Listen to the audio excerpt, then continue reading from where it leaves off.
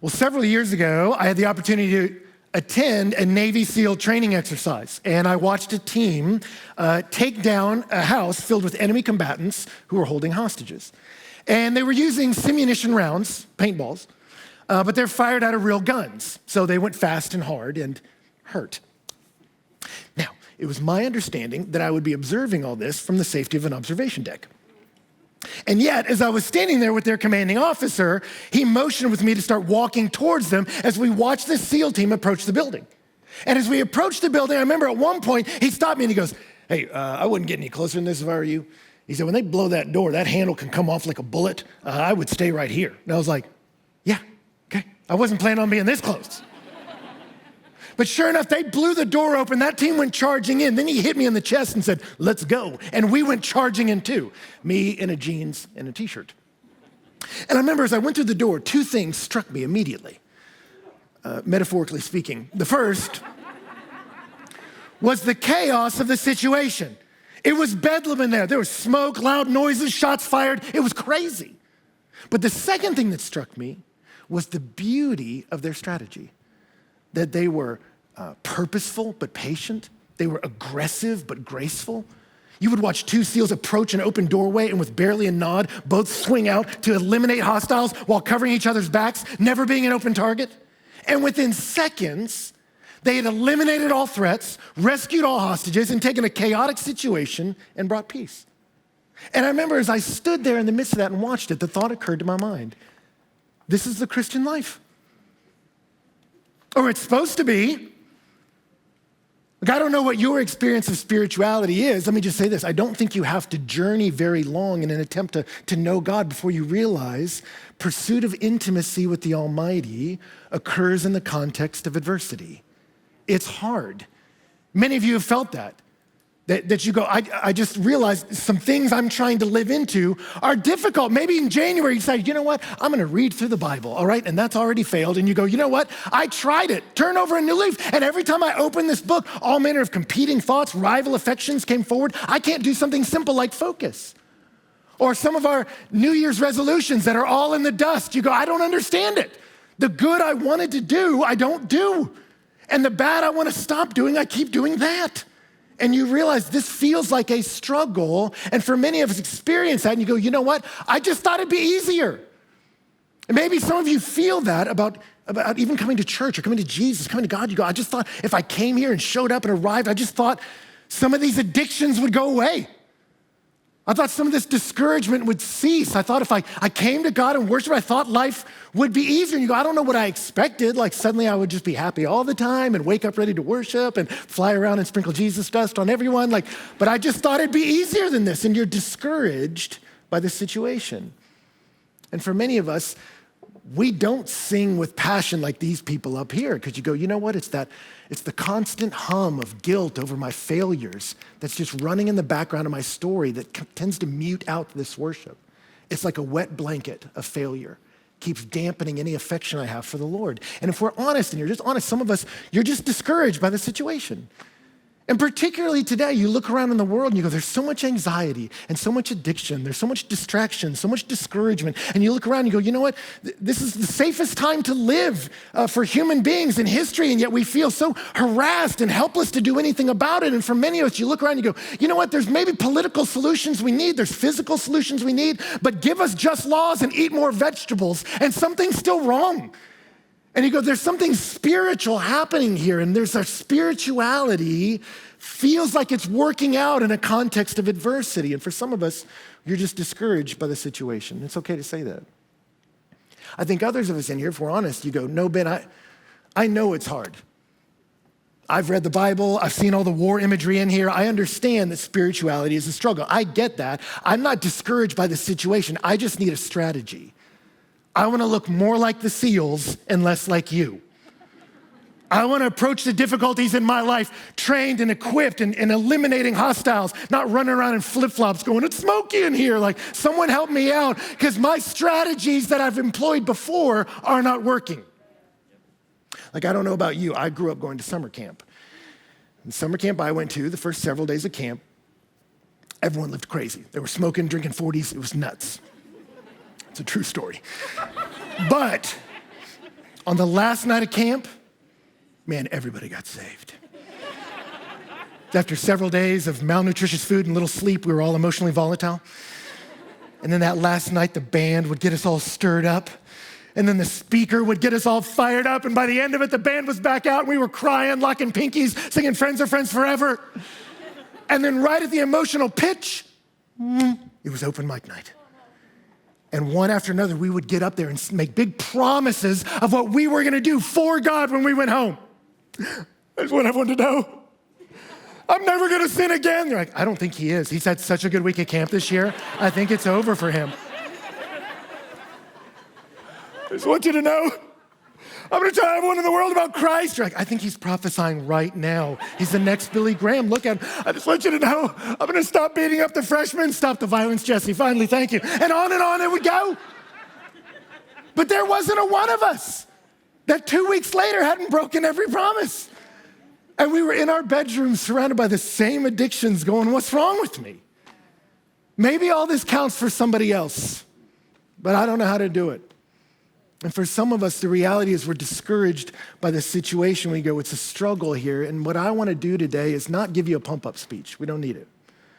I almost want an unemotional way to say, hey, if the reality is we're in a struggle, how do we struggle well? If the pursuit of spirituality happens in a context of adversity, how do we fight well? So I want to look at our situation, then I want to look at our strategy. And the situation is this. It feels like a war because it is. Spirituality feels like a war because it is. Pursuit of intimacy with God does happen in a context of adversity, and yet it's a battle in which our King has won the decisive victory. That's what we looked at last week, that Jesus, as much as he's presented as a sheep or a shepherd, he's pictured as a warrior in the scriptures. That 1 John 3:8 said the Son of God came to destroy the works of the devil. There really is a spiritual darkness in the world out there and in here, and yet Jesus Christ came to do something decisive about it. Genesis said it's the seed of the woman who came to crush that serpent's head, that Jesus' arrival was a landed invasion. And it was also a rescue operation, that he came to set captives free, that Hebrews 2 says, therefore, since the children participate in flesh and blood, that's us, he likewise partook of the same. He became like us in that way, that through his death, he might render powerless him who had power over death, that is the devil, and might set free those who through fear of death were subject to slavery all their lives. The devil, the spiritual darkness in the world, he's called the accuser. Why? Because his greatest weapon against you is the truth that you are not what you're meant to be under God, and thus worthy of his condemnation. And yet Jesus Christ took on our humanity, then took on our sin, took on our shame, took on the punishment, took on the cross, took on the grave, and defeated it, knocked the weapon of your condemnation out of the enemy's hand. He doesn't have power over you anymore. And then Colossians says, we've been transferred out of the kingdom of darkness into the kingdom of his beloved Son. That Jesus Christ has fought for you. It was an invasion and a rescue operation. I came to get you. You are mine now. Everything changed because of the finished work of Jesus. And yet the fascinating thing is the scriptures continue to say it wasn't just a rescue operation. It's an ongoing mission. The fight's not over. And the fascinating thing about that is we realize, man, C.S. Lewis was right. He said enemy-occupied territory. That is what the world is. He says, but Christianity is the story of the true king who's come, you might say come in disguise. And he's inviting us all to take part in his great campaign of sabotage. That it's a war, but it's a war in which our king won the decisive victory. And yet, we are not at the end yet. There is still a fight before us. And I talked to so many people that when they came to Christ, they just thought all their struggles would go away. I had desires I don't want, and I just thought he would take them away. I had addictions I still wrestle with, and I just thought he would take them away. I thought he would uproot them, and we bring people up here to give testimonies like that. I just want you to know I came to Christ, and I used to take every drug on the planet, and now I've never been tempted once by him, not a single time. And you're like, wow, that's awesome. Praise God. God did not uproot my struggles. He didn't even mildly prune them. And it feels like a war, but here's the good news. You and I have not been freed from the struggle. We've been freed to struggle. You've not been freed from the fight. You've been freed for it. Before you were just a victim. Now you have a chance to be a victor. You see it in the Old Testament. You see it with David. Do you remember when the Philistines were attacking the nation of Israel? They were powerless before the Philistines and their great champion Goliath. They cowered in fear as the Philistines encroached upon their land until David came. And David stepped out, and though he looked weak, it was through that humility he destroyed their greatest enemy, Goliath, knocked him in the dirt. And do you remember what the Israelites did? When they saw their king fight for them, that his victory counts for us, what did they do? They shouted the war cry, and they drove the Philistines out of their land. And it's the same for you and me. When we set our gaze on Jesus Christ, the Son of David, and watch, he took on our flesh. He took on our condemnation and our shame. He took on death and he defeated it. He was buried and then rose. When we look at him, that gives us the possibility of shouting the war cry and driving the little Philistines of fear, lust, and pride out of our own heart.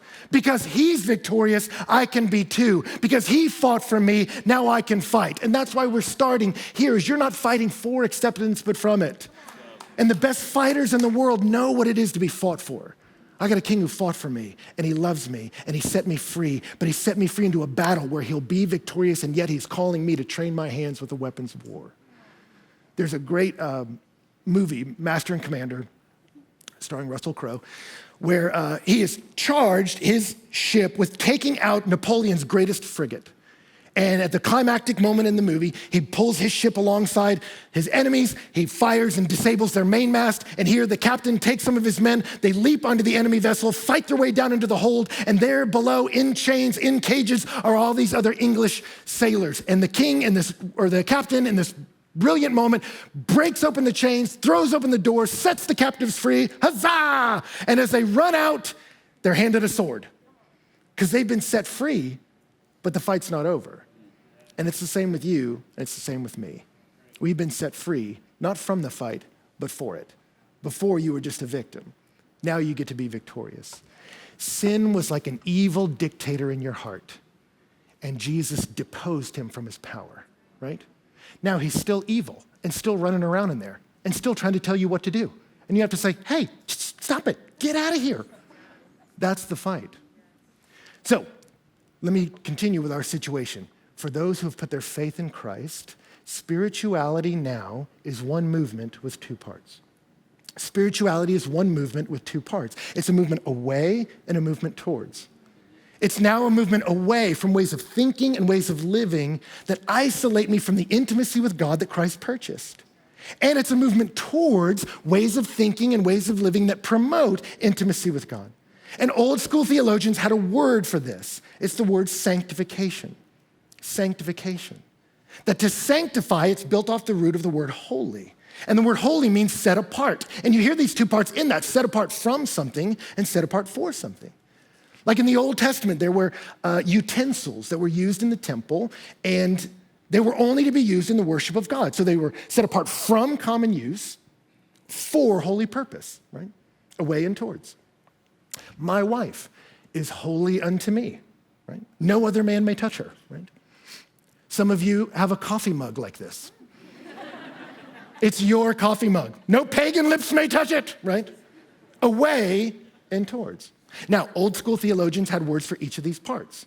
They called this mortification. That there are ways of thinking and ways of living that I now mortify, I now kill. They don't belong in my life anymore. Maybe they're what I used to do. Maybe they're what my friends still do, but Christ changed my identity and my activity now changes. And these things, they just don't have a place in my life anymore. Some things have to die. And then this piece they called vivification. But there's other things I want to promote, cultivate, help grow. I want to see them live. If we were using gardening imagery, this would be the uprooting of weeds. You don't belong in the soil of my soul anymore. This would be the planting of flowers and grass, but there's other things I want to see come to life in me. If you're using dating, this would be me taking my wife out to eat, right, at restaurants and sitting on the back porch and telling stories and listening to her stories and sharing life together. This would be not yelling at her or dating other women. Right? I don't do these things, I do these things. You see it? Away and towards. One movement with two parts. That's the idea. Paul told Timothy in 2 Timothy 2:22, flee youthful lusts and pursue righteousness, faith, love, and peace, along with those who call out to the Lord out of a pure heart. I flee and I pursue. You could call them the big no and the big yes. In Christianity with Jesus, there is a big no. Lots of no's. Things I don't do anymore. My friends may do, but not me, because I've been owned by another, right? And some people, that's all they think Christianity is. That's just a bunch of no's. You go, no. It's no to free me up to a better yes, right? And so the pursuit of spirituality is a pursuit of unrestrained intimacy. Now let me be clear on this before we move on. What I'm not saying is, so this is the devil side of the stage, and that's the God side of the stage. And you want to get on that God side, kids? That's not what I'm saying. Because that makes it sound like God is over here waiting for you to get your act together. And that's not how this works. When you put your faith in Christ, he says, I'm never going to leave you. I'm never going to forsake you. He will always be with you. And yet I know my wife will never leave me. And yet I can be physically standing next to her, but feel miles away because I haven't done the work to cultivate intimacy in this relationship. Do you see that? That's the fight. The fight is to enjoy an unrestrained intimacy, right? Now, we have to understand that this is happening not in a vacuum. We have an enemy who hates our king, and so he hates you. So I remember my first day of junior high. I was very excited because I was going to go with my older brother, who by every measure was endlessly cool. And so I remember as we got onto the bus, he walked towards the back of the bus where the cool kids sat. I, being his relative, was cool by proxy. Thus, I made my way towards the back as well. Right? And as I did that, I remember this kid jumped up in front of me and put his face right in my face. And this is before I knew some guys do that when they want to fight. I just thought he had proximity issues. Why are our noses touching? And I remember he looked at me and he was like, are you Cole Stewart's brother? I said, yeah. He said, I hate your brother. I said, okay. And what I didn't understand was this kid was a bully. Got some emotional needs met by picking on other people. There was just one problem. He had decided to play football, and my brother played football. And there was one day at practice where my brother was running with the ball, and this kid, Marvin, attempted to tackle him, and my brother hit him so hard that Marvin flew through the air and made squealing sounds like a piglet, which when you're a bully kind of cramps your style, right? So fast forward back to the bus, he looks at me and says, I hate your brother. And then he said, so I hate you. And then he put his finger on my face and said, you'll look good with a cigarette burn here. And he pushed my face. And then from behind him, we heard my brother's voice boom, Marvin! He kind of straightened up, sat back down. But I remember as he did it, he said, it's going to be a long year, little brother. Question, why did he hate me? I didn't do anything to him. I'll tell you why. Because I looked like the one who shamed him. And we saw last week, our king made a public spectacle of the enemy when he triumphed over him and purchased you. And so if he hates your king, he hates you. So I talk to a lot of people that are like, I just didn't think I would wrestle with temptation anymore. Man, you're probably more of a target now than you were before Christ because you look like the one who humiliated his enemy. So he's coming for you. So as we move from situation to strategy, let's look at his strategy before we look at our own. If we have an enemy, what's he doing? It's fascinating. There's a great movie, Patton, about General Patton, and there's a tense moment in the movie where he's facing off against the feared Nazi General Rommel. And it's a big question. How will the untested Patton do against Rommel and his feared Panzer tanks? Rommel had literally written the book on tank warfare. And as the movie plays it out, you see what proceeds is a rout. Patton destroys Rommel's tanks and his army. And in that moment, you're like, how on earth did he did that? And as the camera pans up to George Patton, he shouts out in triumph, Rommel, I read your book. Because he had. And so if we're going to fight the enemy successfully, we need to read his book. Let's see his goal. Let's see what he knows and what he does. What's his goal? His goal is to get you to sin. For you to take a willful and conscious step away from the intimacy with God you were created for and in which you're fully alive. Now, why would you participate in such a destructive behavior? Well, he knows to convince you to do that, He has to solicit thoughts to your mind to stir your affections. That's what he has to do because he knows this about you. He knows that you have a mind, cognitive faculties. He knows you have affections, an inclination towards and a disinclination towards certain things. And he knows you have a will, right? A decision-making mechanism. So what's his strategy? He'll solicit thoughts to the mind that stir your affections to make this look attractive. And then when you enact the will, you sin. You take a step away from the intimacy with the author of life that you were made for, right? Because what he knows about you is this: what you think about is what you care about. And what you care about, you will chase. Now, this moment of having thoughts solicited to your mind to stir your affections, the Bible has a word for this. It's called temptation. Some of you go, well, Ben, where are you getting this? Well, from the passage we read, James chapter 1. He says, but each one is tempted when he is lured and enticed by his own desire. Lured is your mind's attention. And enticed is your heart's affections. He wants to get your attention, stir your affection, and when you enact the will, you move to a place you were never meant to be. He makes it look like life, but there's death there. It gives birth to sin, and sin brings forth death. That's how he works, right? So many of you have heard me use the illustration. Ladies, let's say you're getting ready for work one day, and as you're getting ready, the thought occurs to your mind, I'm single. And as that thought's propositioned to your mind, you consider it and go, that's accurate. I'm neither married nor currently dating someone.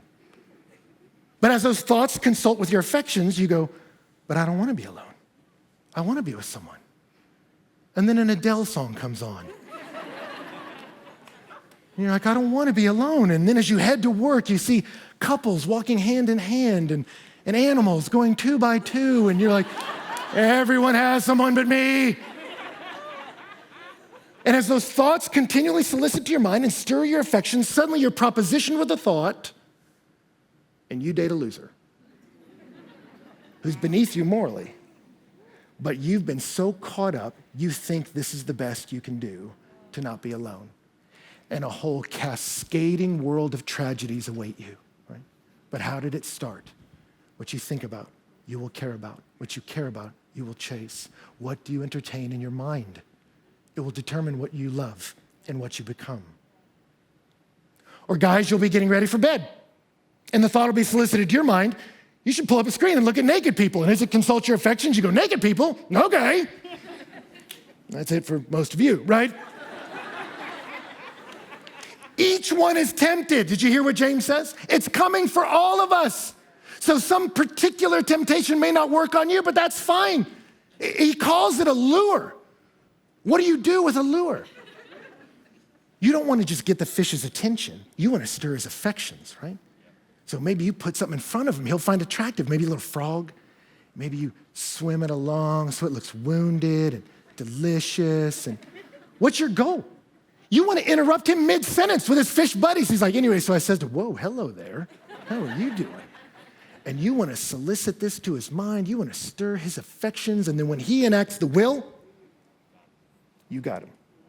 And he never even saw the hook, and it never crossed his mind there was a sentient being behind all this. And yet some will look at that and go, a frog? Really? That turns you on? Ew.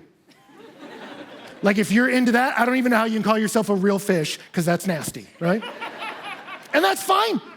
He just pulls out a different lure for you. And he gets one and you'll go, ooh, shiny, and off you go. And each one is tempted when he's lured and enticed by his own lust. Be a student of yourself. If he's coming for all of us, some of the best self-knowledge you can have is how does he get me? If we're all tempted, Paul told Timothy, watch your life and your doctrine closely. Persevere in this, you'll save both yourself and your hearers. Know what you believe, Timothy, and know you. Be a student of you for your sake and for the sake of all those who key off you. So if we know this about ourselves, Sun Tzu said it in the ancient art of war. If you know your enemy and know yourself, you need not fear the result of 100 battles. If you know neither your enemy nor yourself, you will succumb in every battle. We need to know him and we need to know us. But if we now know what he's doing and how he gets at us, what do we do? What's our strategy? Let me give you 3 things before we wrap up this message. Number 1, we can get from James, but let me quote his brother Jesus. Number 1 is we eliminate the moment. Jesus said it in Matthew 26:41. Watch and pray that you may not enter into temptation. Listen to what he says there. He doesn't say watch and pray that you don't enter into sin, participating in activities that steal you of joy and disrupt your intimacy with God. He says, no, watch, be aware, and pray, invite God into that you don't enter into temptation. Jesus draws the battle line there. He says, if this always leads to this, eliminate this. Be aware enough to go, where are thoughts solicited to my mind that stir my affections, that make me believe that something self-destructive is life-enhancing? Where does that happen? And let me make war there. Because the solicitation isn't evil, but the activity is. And so where is he coming for me? So I remember I had a buddy years ago tell me that he had a friend talking to him about some struggles he was having with his wife. And he said they had been getting into arguments, and they had devolved into shouting matches and were getting, frankly, dangerous. And this buddy of mine who he was confiding in this in said, hey man, you don't speak to your wife harshly, much less ever touch her harshly. Like, hey, all that has to go away. You need to get into some counseling. You need the church around you. There's a lot that needs to be done here. But he said, as we're talking about this, let's evaluate if this devolving relationship is a place you keep entering, where does it start? What's the moment that leads to the moment? And he said, as his buddy thought about it, he's like, we go to this bar every Thursday and we drink with some folks there, and she never wears as much clothes as I want her to. He said, and then guys start hitting on her, and she doesn't rebuff their advances the way I want her to, and I get offended, and then she gets offended that I'm offended, and we argue, and then as we get home, it just escalates. And my buddy told him, well, hey, look, there's some counseling needs here, there's some deeper issues here, you need the church around you, but maybe to start, if that moment always leads to that moment, maybe you eliminate this moment and just don't drink with that crowd anymore. And it never crossed the guy's mind. He's like, but it's Tequila Thursday. Well, it's not worth sinning over. If this leads to that, eliminate this. Or I'll talk to so many guys that struggle with pornography. And it's not just guys, but statistically, it's ravaging a lot of men in our culture. And I'm not shaming anybody for that. There's no shame here. Shame impedes strategic thinking. And so shame has been taken care of by Jesus. You put your faith in him. Let's put the shame away so we can think strategically. For many of us, it gets us and it robs you of a sense of agency. That's why I hate it so much. And so I'll ask guys, well, where does it get you? And for many of them, it's their phones late at night. And they'll say, oh, it's my phone or my screen near my bedside. And I'm like, man, Romans says make no provision for the flesh and the lust thereof. You're at your weariest state and putting the World Wide Web around your head. That's making ample provision for the flesh. That's like an alcoholic pouring a glass of scotch every night and setting it on the nightstand and go, no, I'm not gonna drink you. Like, that's a bad strategy. Like, so if that moment keeps leading to this moment, eliminate that moment. Get all the screens out of your bedroom. Now, I have guys say, well, I don't know, man, that's my alarm clock. Well, get an alarm clock. They're not that expensive. They practically give them away now. And for many of us, we are so ravaged by anxiety and insecurity and are not disciplining our minds to understand what's the position I'm putting my thinking in and my feeling in every day on my screen, and we're soaking in all this ambient anxiety and then wondering why we're living a life of chaos. And we're seeing if you don't like the outcome, you gotta change the input. We gotta change some things. Be aware. What's the moment that leads to the moment? And let me eliminate the moment here. Let me fight the battle here. James will go on in the second way to fight it is he'll say to paddle downstream. Before I engage in a particular behavior, let me see where it leads. And is that a place I want to be? It's interesting, he doesn't use actually fishing imagery in James. He's actually using sexual imagery. He says, each one when he is tempted is lured and enticed by his own desire. And desire when it's conceived gives birth to sin, and sin when it's fully grown brings forth death. Greek, like Spanish, has masculine and feminine words. And James is using that imagery. Desire is a feminine word. And he says, when each one is lured, your mind's attention, and enticed by desire, when you unite yourself with desire, she conceives and has a baby called sin.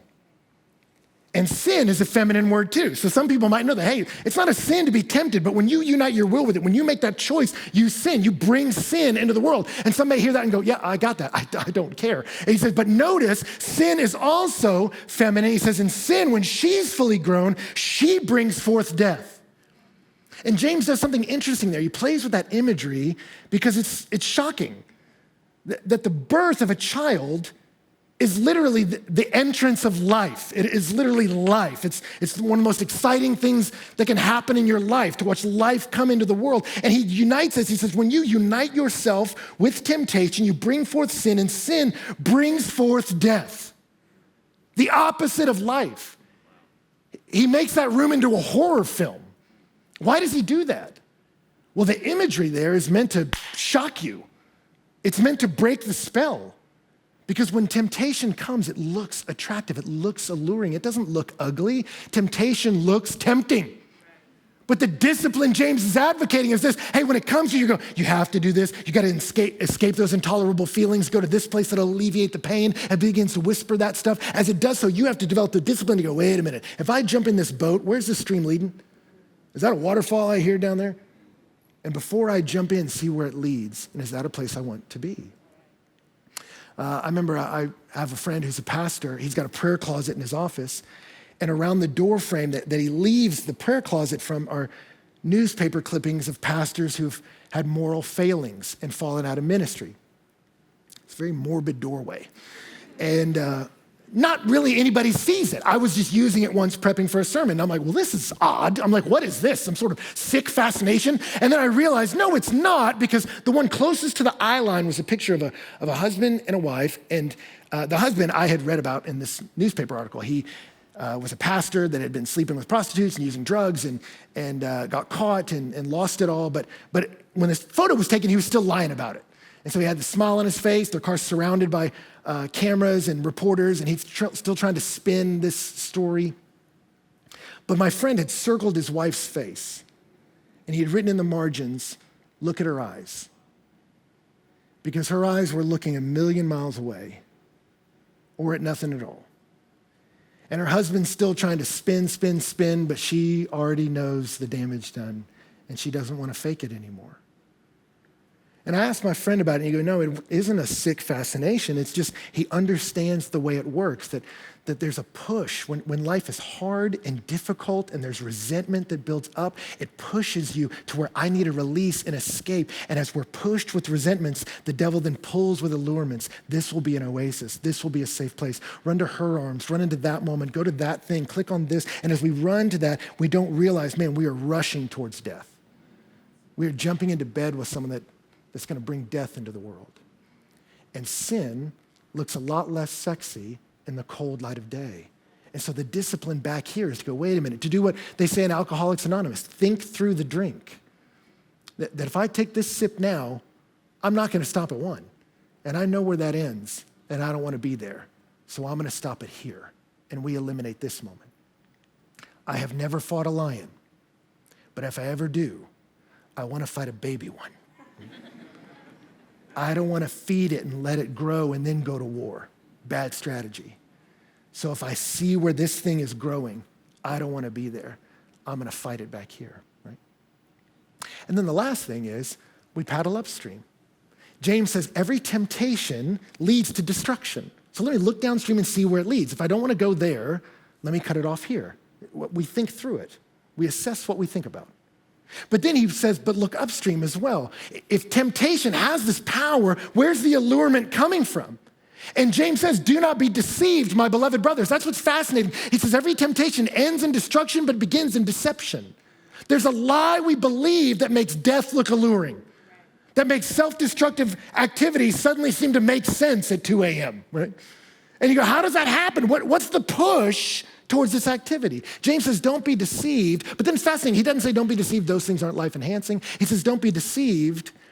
Every good and perfect gift comes down from your Father, in whom there's no shadow or variation due to change. It's fascinating. He says the lie that launches a million sins is the lie that God is not a good dad who loves you and will provide for you. He said he's a good father. He's not gonna shift. He's not gonna say he loves you and then back up when you mess up. He's not like that. He's a good father who gives good gifts to his children. That's the lie that launches a million sins, that God is not a God who cares for me and will take care of me. This is the lie of the garden. When the serpent started with Eve, where did he start? He didn't start with fruit. He didn't say, you know what I was thinking about today? Apples. And you know what else? How delicious they are. Let's jump into this. He doesn't do that. He starts with theology. God really say, you can't eat from every tree of the garden? Like, Eve, I'm just noticing that your religious adherence looks like it's costing you life-enhancing experience.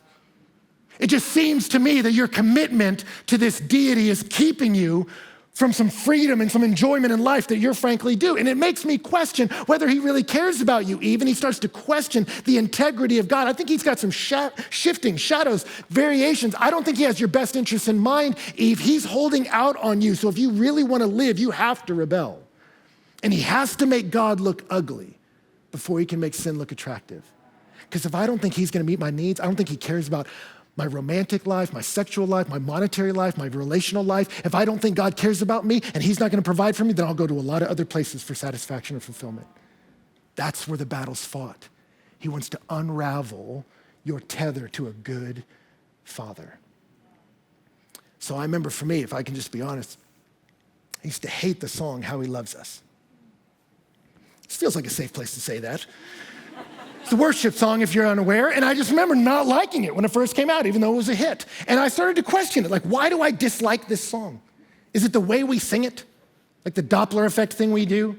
How we love, I was like, no, it's not really that. Like, is it the lyrics? Like, I'm not a tree. Like, what is it? And then I realized it's not the lyrics. It's not the lyrics, it's not the music, it's not even the song. Like, what's the problem? The problem is I don't believe it. That yes, theologically I do, I know that, but somewhere deep in my heart I think that God doesn't really care about me. Yes, propositionally he's supposed to love everybody, but I'm a real disappointment.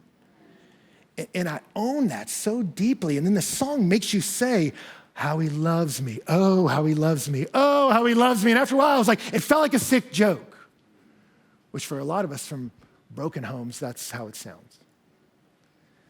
And then I had a kid. And I remember as I was holding our baby, Hannah, I would take like the 2-3 a.m. shift. I remember holding this little baby, and as I did, I felt this pain in my chest, like my chest was caving in. I was like, oh my God, what is this? And then I realized this is love for you. And then I instantly felt the limits of language. I was like, I don't know how to express what I'm feeling inside. Like, I've never experienced this. Like to say love is way too small. But then I realized there's no poem that can capture what I'm feeling right now. There's no statement like to say, I would die for you. It's like, well, yeah, of course. Like, that's not even profound. Like, there's no language to wrap around this feeling like, yes, I would instantly give everything for you. That's not even a question. I just wish you could understand this. Then I realized it has nothing to do with what you've done. You've done nothing. You're a baby. You haven't pitched in. You're not paying your way. You're not complimenting my sermons. You're nothing but noise and need. But I would give everything for you. And I just remember praying that, like, God, I wish there were some words that could get into that mind, what's happening in this heart. And I'm like, but you wouldn't even understand it anyway. You're a baby and you don't even speak English yet. None of this is going to make any sense. And I remember as I was praying that God help her one day understand how much her father loves her. I felt like the Holy Spirit did one of those moves on me where he's like, hey, you think you're a better father than me. You think you love your child, you think you have the capacity to love your child more than I love you? And I remember in that moment, all the comforts of victimhood had to go away because I had to repent of an unbiblically low view of the love of God. If you hate me, let's say that's one of your New Year's resolutions, 2022, destroy Ben Stewart. Let me tell you how to do it. You grab the face of one of my little girls and you tell her, hey, you know what, sweetie? You're such a disappointment to your dad. Man, he's tired of you. I mean, your dad's loving. Your dad loves people, but you just test it and you're just, man, it'd be easier if you just went away. Go somewhere else. Go find love in someone else's arms. Go find provision somewhere else. Just go somewhere else to eke out a modicum of happiness. Just get out of his presence. You say something like that to my child, you unleash wrath in me. And let me just be clear at this church, this is what the enemy does to you. He cannot wage a frontal assault against our king, but he can twist the knife in him by coming after you and saying your father doesn't love you. And you have to fight against that lie. Draw the battle line there, because the lie that launches a million sins is that God is not a good dad who loves you. You wage war on that lie. And when you can cut that lie off, so much power goes out of sin in your life. The things of this earth grow strangely dim in the light of his glory and his grace. And so that's why James says, don't be deceived, beloved, of his own will. That means of his own desire. That means because he wanted to. He brought you forth. Sin's not the only one having babies. God's bringing a baby forth by the word of his truth. When this word was spoken to you, you came alive, that you would be a kind of first fruits of his creature. He's a father who brought you into the world, and he loves you, and he's not going to shift on you. There's no shadow or variation due to change. He loves you. When you understand a love like that, those who understand, my father loves me, my Christ fought for me. When you understand that, the greatest fighters are those who know they've been fought for. It becomes easy to say no to sin that would keep me from the love of a father like that. So we wage the war here, because here's where we'll close, is the best defense is a good offense. The best defense against sin is a good offense. The best way to flee your temptations is to pursue the intimacy you were made for, to know the love of God who loves you. And we'll talk more about that next week, but let me close with this. Augustine, arguably the greatest thinker in Christian history, second only to the Apostle Paul, when he was presented with the claims of Jesus Christ, suddenly found them compelling and irresistible, but there was just a problem. He was completely addicted to his relentless pursuit of fame and to sex. And he knew if I put my faith in Jesus, all this that I find comfort in gets threatened, and it scared him. And yet as he wrestled with, but I believe Jesus is who he says he is, he felt a conflict in him. And he writes in his confessions about going to a garden and pulling his hair and beating his chest, like, what am I doing? I know Christ is true. I'm watching him change others' lives, but I'm so afraid to release these things that give me comfort and meaning. And I was so scared. But then finally he relented and put his faith in Jesus. And he wrote in his confessions, how sweet all at once it was for me to be rid of those fruitless joys which I once feared to lose. You drove them from me, you who are the true sovereign joy. You drove them from me, and you took their place, you who are sweeter than all pleasure. The best defense is a good offense. He said, you drove them from me, and you took their place, you who are sweeter than all pleasure. How did Jesus fight temptation in the wilderness? The devil came after him. And you see that he's just fighting them off with Deuteronomy quotes. And some of you are like, if memorizing Deuteronomy is the secret, I'm in trouble. But read the Gospels. What happens before the wilderness? Jesus is baptized right before that. The Spirit descends on him like a dove. Father speaks from heaven and says, this is my son, in whom I am well pleased. What's fascinating about that is Jesus hadn't done anything yet. No water turned to wine, still water.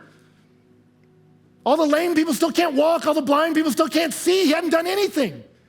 And yet the Father speaks, that's my son. And I'm well pleased in him. And I love the way Pastor Louis says it. It's the pleasures of his Father that helped Jesus say no to the pressure in the desert.